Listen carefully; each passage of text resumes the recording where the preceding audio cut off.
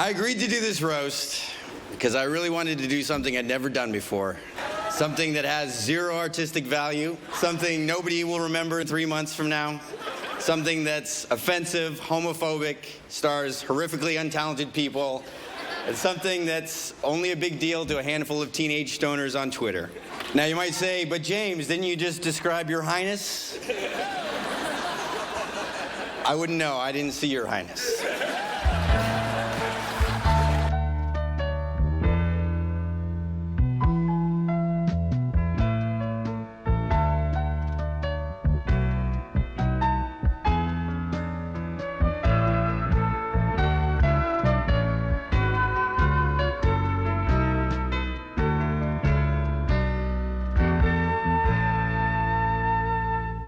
Your Highness.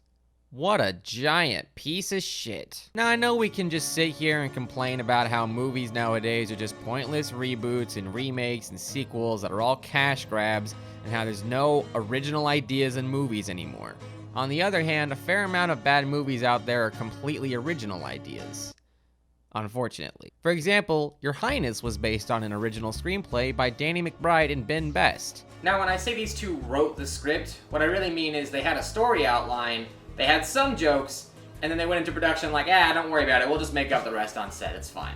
Well, director David Gordon Green put it like this. Quote, "There's a lot of stuff we made up on set, but in my own process with improvisation, it doesn't really count.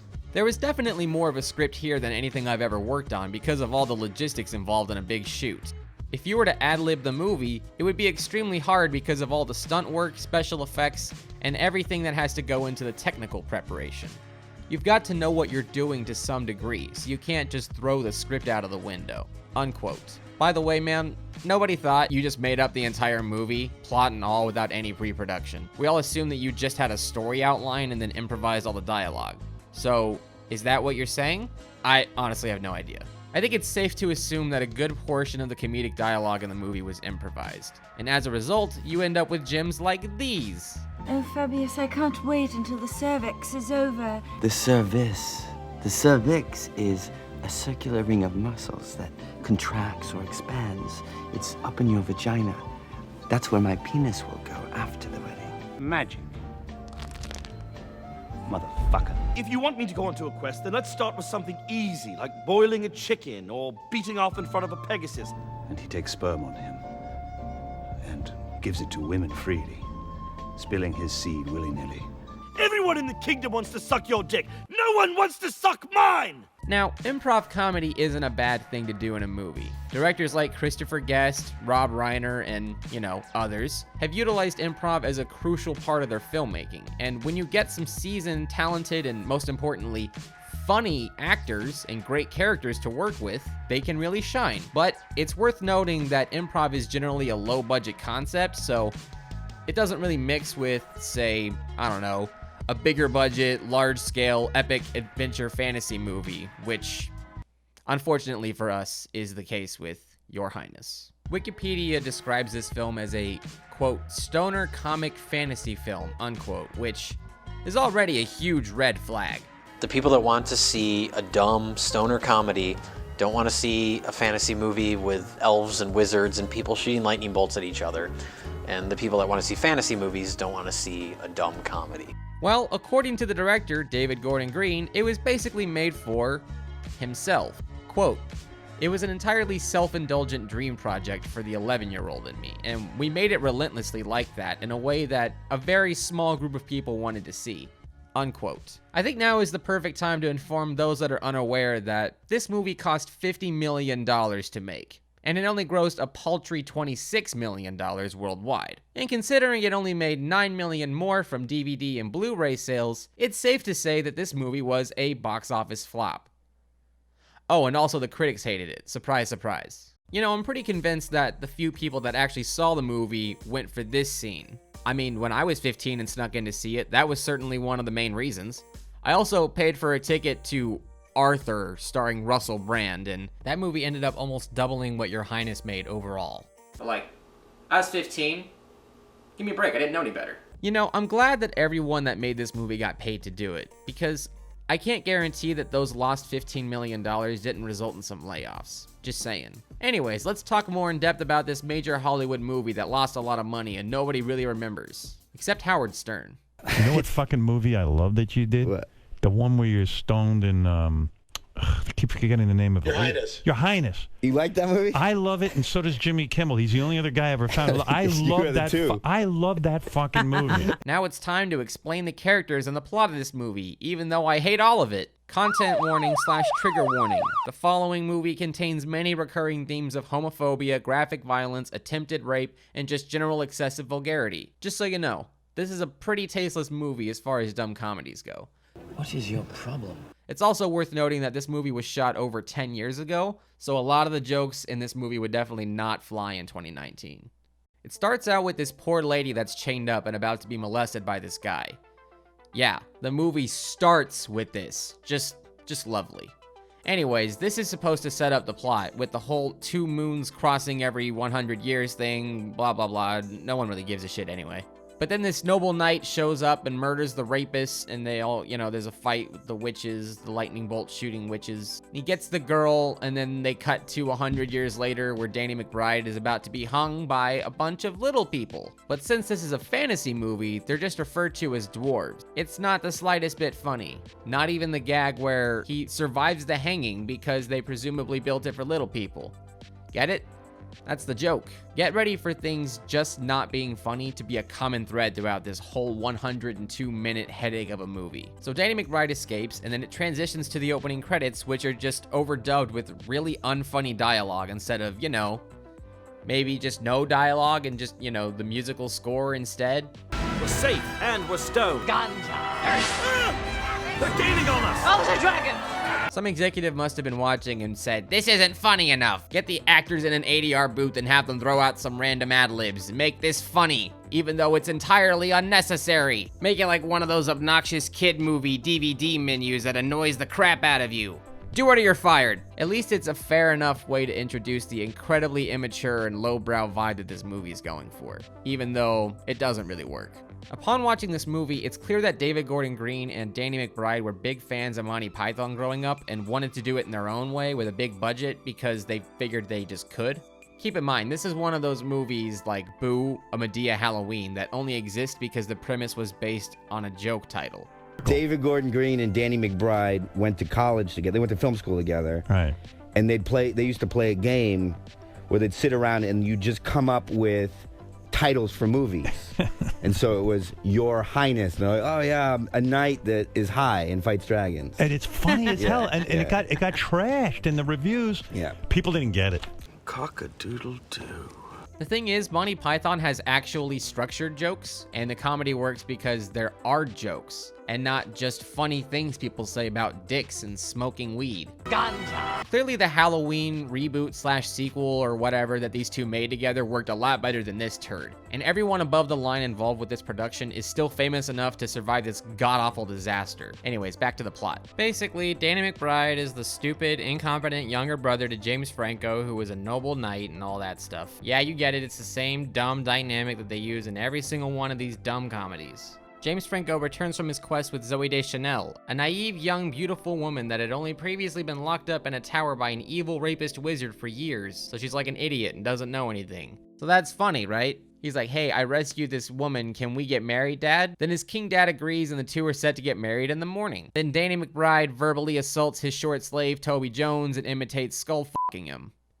Yeah, that's where we're at with the bar for jokes in this movie. Then Damian Lewis shows up in the movie and he's like, "Grr, I wish I was the best man and not Danny McBride, grr, foreshadowing, grr." Then in Danny McBride's quarters, he discusses with James Franco about why he thinks it's lame that James is getting married and is like, meh. Then the scene just kind of fizzles out, like most one-on-one dialogue scenes between the two in this movie. This scene is the first of many that really demonstrate how horribly miscast James Franco was in this movie. I mean, to be fair, I'd say that everyone in this movie was miscast because they were in Your Highness. But seriously, Danny McBride wrote the screenplay for himself, so, I'm just saying that, like, maybe someone like Chris Hemsworth would have been perfect for this role, but this was 2011 and he wasn't that famous. And, if you're making a movie with the guys that made Pineapple Express, you're gonna have James Franco there. He's gonna be involved, so... I don't know, whatever. The next morning, Danny McBride gets all dressed up, but then goes out to smoke weed with some peasants. And it's funny because they're dirty and poor and not rich. Get it? It's very subtle humor. I don't know if you picked up on it. He tells his comedic relief sidekick with a coconut haircut that he's not attending the wedding. He's just gonna get stoned and chase around some sheep. The king just picks another guy to be best man that isn't Damian Lewis. Arrgh. Then there's this really awkward bit where Zooey Deschanel and James Franco sing at each other, and it's funny because James Franco is a bad singer. Haha, get it? The wedding's about to start, but then the antagonist wizard shows up. So this is the bad guy wizard that locked up Zooey Deschanel in the tower for all those years. And he basically just steals her back after a bland and poorly shot action scene with terrible magic CGI. Well, it's so cool because it's in super slow motion and we filmed it with a Phantom, but we rented it just for this one shot. Doesn't it look so cool? By the way, the evil wizard is played by Justin Theroux, who is actually a talented actor who was on the show The Leftovers. He also wrote the screenplay to Tropic Thunder and Zoolander 2. So, take all that as you will. Then Danny McBride shows up and is like, hey, what'd I miss? He finds out that the McBride was kidnapped, and James Franco's like, we gotta go on a quest to save her. And their dad king is like, yeah, Danny McBride, you're going because you've never been on a quest before, you little piece of shit. There's another unfunny scene where they begin traveling on their quest, and Danny McBride's smoking weed, and it's funny. Ganja. And then it cuts back to nighttime over at the dreaded evil tower place, and the villain has a scene where he's like, I'm gonna rape ya. This is the funniest thing ever. I'm just gonna chew the scenery while talking about raping you. Quick side note, guys. Rape isn't funny, okay? But it comes up a lot in this movie, as it does in various forms of fantasy stories, so we can't just ignore it. It's not funny. It's incredibly traumatizing for millions of people that have experienced it, and it really bothers me personally that it's so frequently used as a comedic device in this movie and other comedies like it.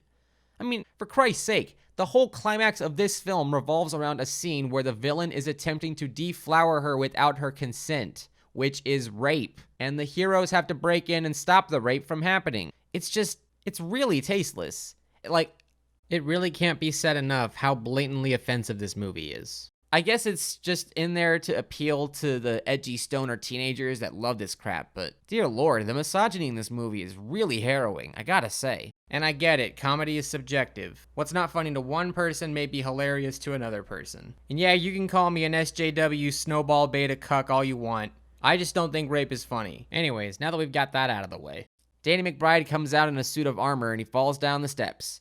And that's the joke. Next up is a 4-minute scene that could have easily been pulled off in 2 if not for the endless barrage of offensive jokes. This scene has allusions to child molestation with heavy pedophilic implications, which is played up for comedy. You did this when you were a child? Yes. We had great times, didn't we? Sometimes we would do other things. Like what? When I was younger, we'd take our shirts off and jump on the bed. Playful secrets. Oh, and also a bit where James Franco and Danny McBride smoke weed with a puppet. Of course, the actual purpose of this scene is to establish this magical compass that points the heroes in the direction of the evil rapist wizard's tower. They also learn that the villain rapist guy can only be killed by something called the Blade of Unicorn, which is a really stupid name, by the way. Was all those child rape jokes really necessary to get through this scene? Was it really necessary? Good God, y'all. Everyone knows the only thing funnier than rape is child rape. Am I right, guys?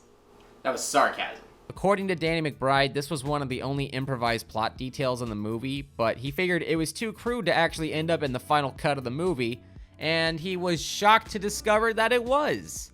Yeah, dude, so were the other millions of people that actually paid to see this movie.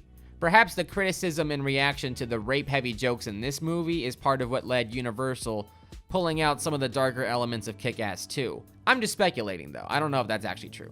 Also, is the puppet looking really cheap and bad supposed to be part of the, satire, part of the joke? Is that what they're going for?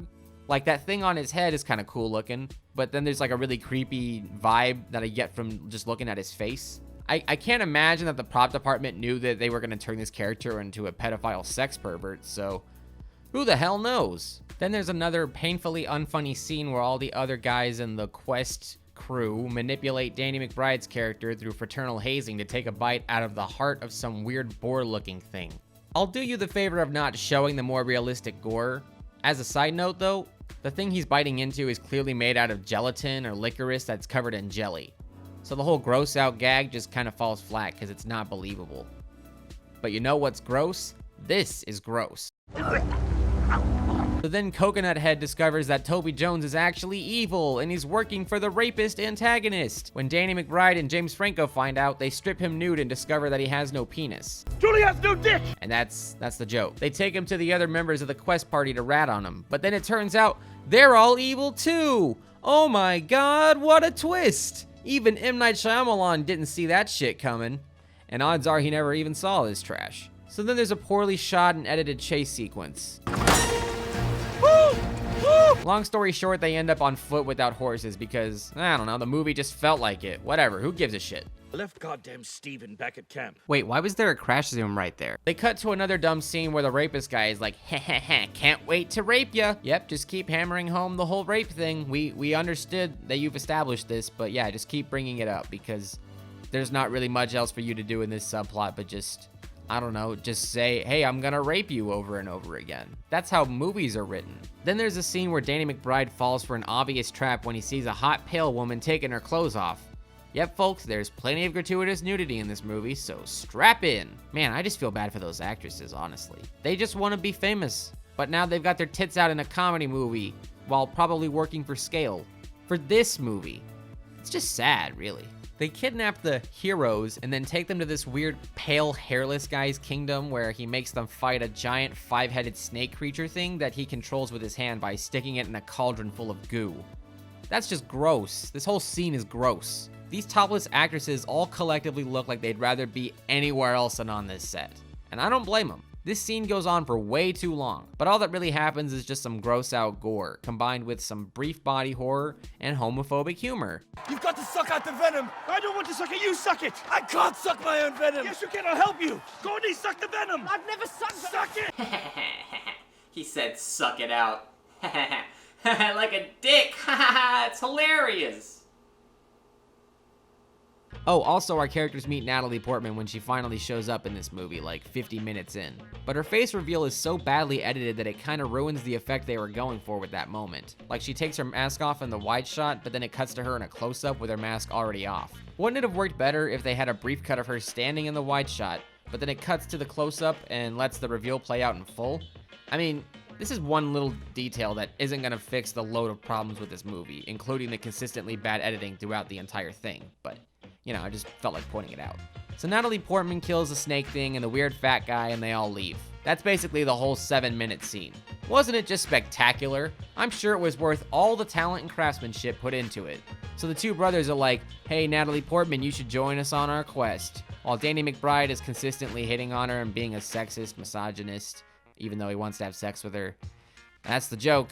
That's the comedy, guys. That's it. I'm not laughing, but it's there. You know what's funny to me? Natalie Portman won an Academy Award for her work in Black Swan, just over a month before this movie was released. Imagine winning the most prestigious award in Hollywood, and then having your name and face all over this turd.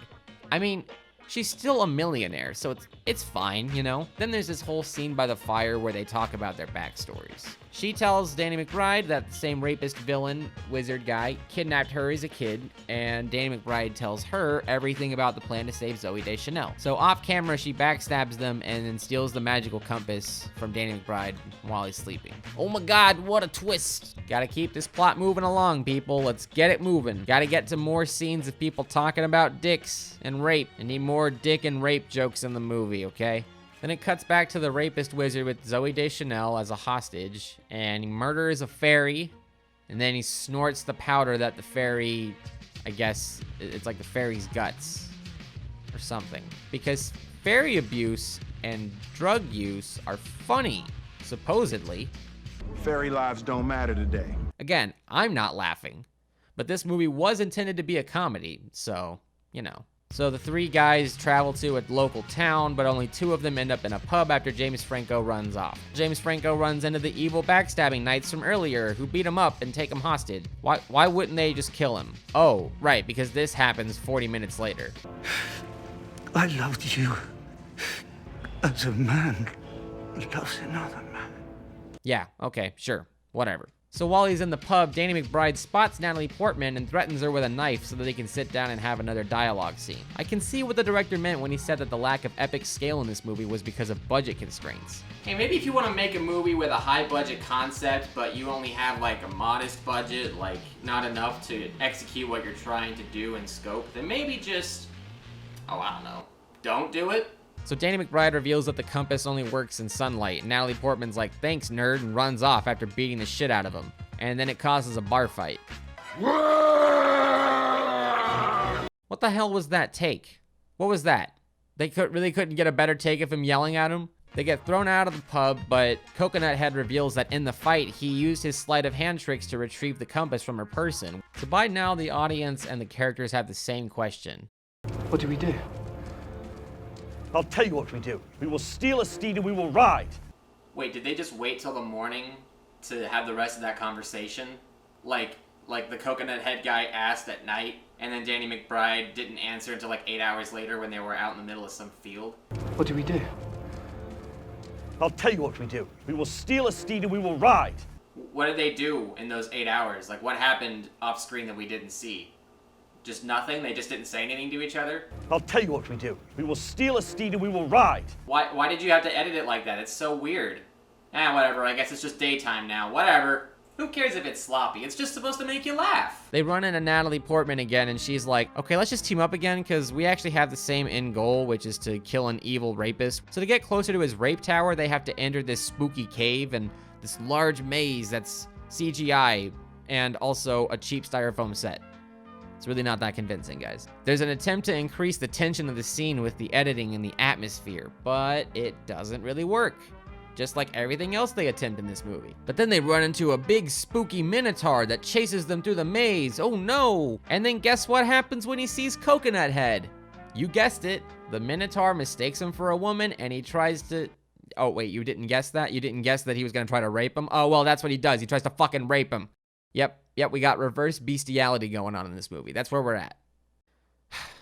So Natalie Portman finds them, and then that's when the movie decides to show you the Minotaur's erect penis, which I'll be censoring, even if it's just a CGI penis of a mythical creature. It's still just shock humor, just for the sake of being shocking. It's unnecessary. So then Danny McBride stumbles into this random cave and finds the bladed unicorn. As a result, some weird creature that's just a bunch of eyes in the wall basically just tells him that he needs to, you know, go save his brother and finish the quest and all that stuff, blah, blah, blah, who cares? Then he uses the blade to kill the Minotaur by stabbing it in the throat. He tries to cut off its horn, but then Natalie Portman tells him it's impossible, so he cuts the dick off the Minotaur and drapes it around his neck. Off screen, thankfully. But Jesus, was that really necessary? Must every joke in this movie be about dicks, sexual assault, or weed?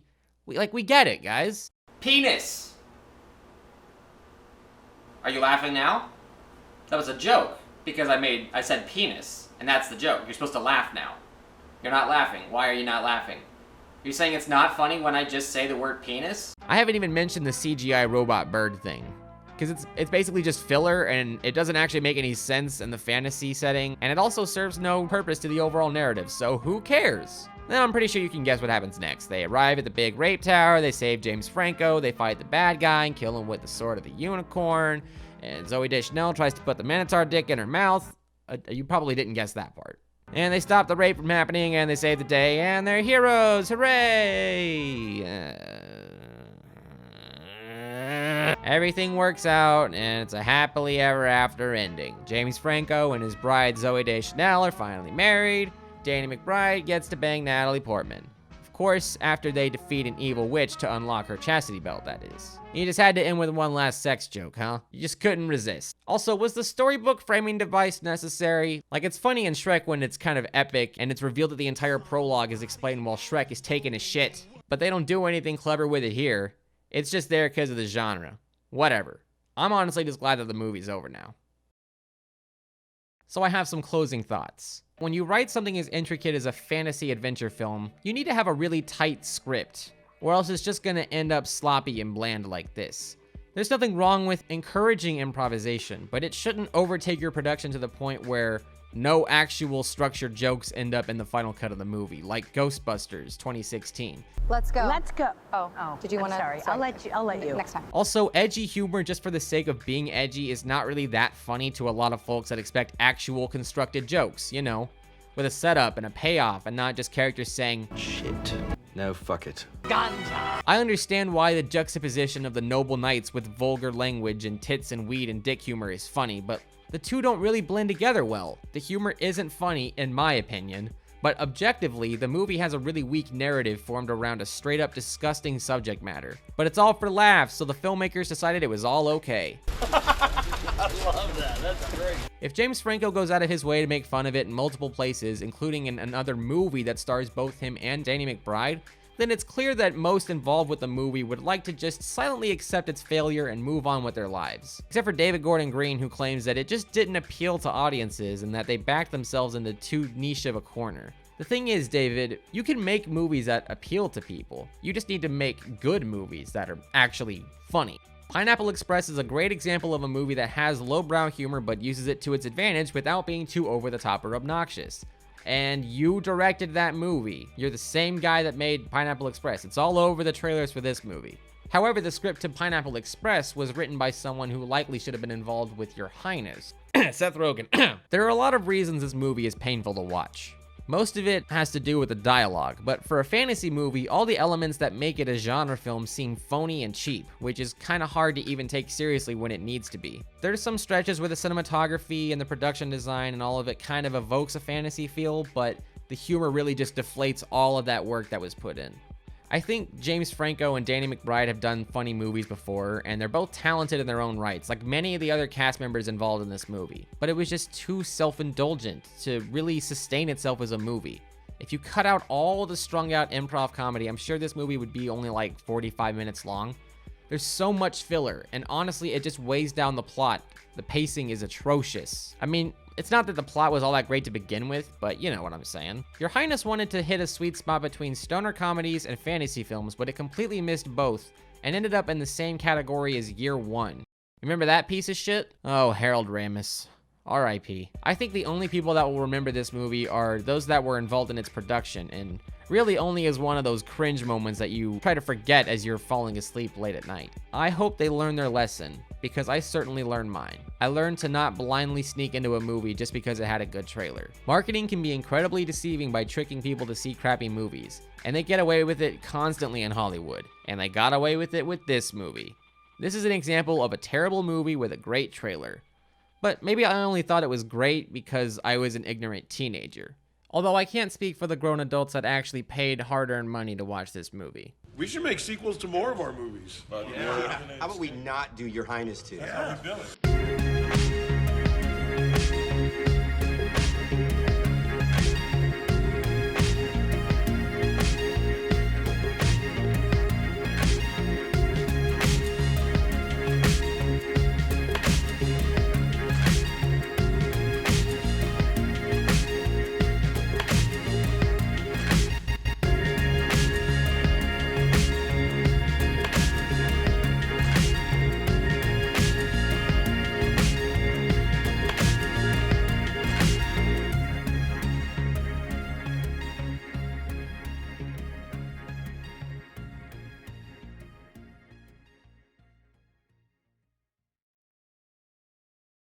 Penis!